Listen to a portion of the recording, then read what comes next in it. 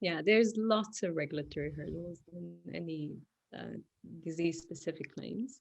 Grim, GlycanAge is fascinating. We don't have a mortality clock, but it's fascinating what Steve's done, and we're actually doing some collaboration with Steve. So I can't tell you much about it, but we will look at some of his cohort, and we'll do something together.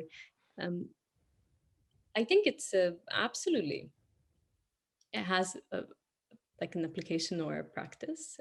There was one that, it's actually a shame they didn't do GlycanAge, but there was one review paper done with 10 different clocks, and they use something called clinomics, which is combination of all the clinical markers, to proteomics, to lipidomics, to DNA methylation, and glycomics, because we analyzed there was a Scottish biobank and Estonian biobank, and they looked at relevant towards disease outcomes, or what is the clinical relevance of them.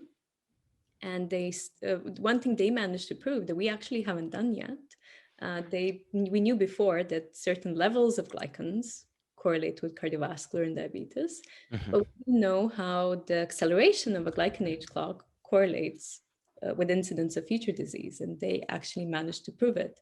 So acceleration of the clock correlated with hospital admissions and future cases of incident disease. So it is a prognostic marker, but it's very broad. It can be lots of different things. So now the challenge of expanding it in the future is giving those specific signatures so you know what will go wrong.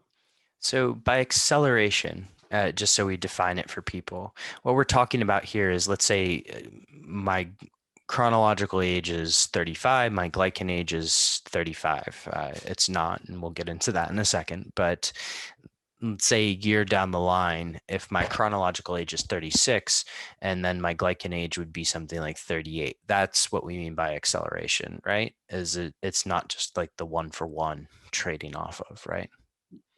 They actually calculate as one above your chronological age. So Okay. we even say as an average 10 above, or as the average can vary 9 up or down.